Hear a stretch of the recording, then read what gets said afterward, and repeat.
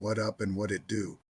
I want to shed a little light on two terms that often get used interchangeably but mean very different things: disempowerment and powerlessness. Understanding the distinction is crucial, especially when we talk about social justice and the experiences of the Black community specifically and society in general.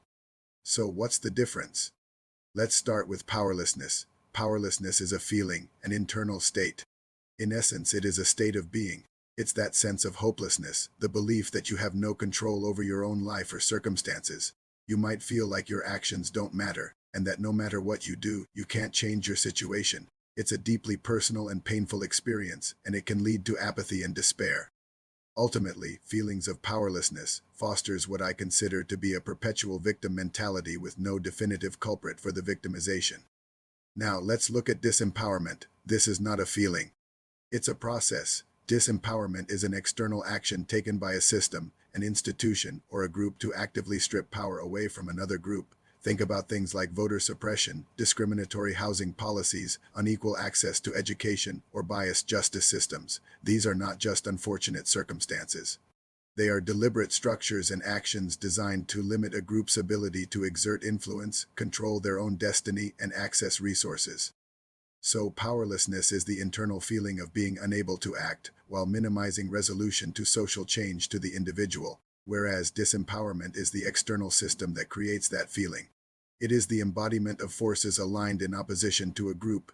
For example, when laws are passed that make it harder for Black communities to vote, that is an act of disempowerment. The resulting feeling among some individuals is that their vote doesn't matter or that the system is rigged against them, hence, a state of powerlessness.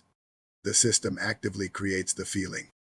It's a critical distinction because it changes how we approach solutions. If we only focus on powerlessness, the solution seems to be about changing an individual's mindset, telling them to feel more powerful or just believe in yourself. Moreover, by focusing on powerlessness as a cause, we are ultimately saying that the individual is to blame for his or her powerlessness. All of this, however, ignores the real problem. It's like telling someone to just swim faster while you're actively tying weights to their ankles. The real solution lies in addressing disempowerment. How do we do this? Some say we have to dismantle the systems and policies that actively take power away from people. This means fighting for fair voting rights, advocating for equitable education and housing, and reforming institutions that perpetuate inequality. When we remove those external barriers, we create the conditions where people can reclaim their inherent power.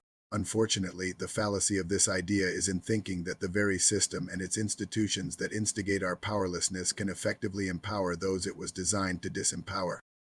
Empowerment isn't something you can just give to someone. It's about removing the obstacles that are preventing us from exercising the power we inherently have. By focusing on dismantling the systems of disempowerment, we empower entire communities to shape their own futures. I hope this clarifies the difference. It's a subtle but powerful shift in perspective that helps us better understand the fight for justice and equality. What are your thoughts on this? Let me know down in the comments. Thanks for watching, and if you found this valuable, please like, share, follow, and subscribe for more conversations like this.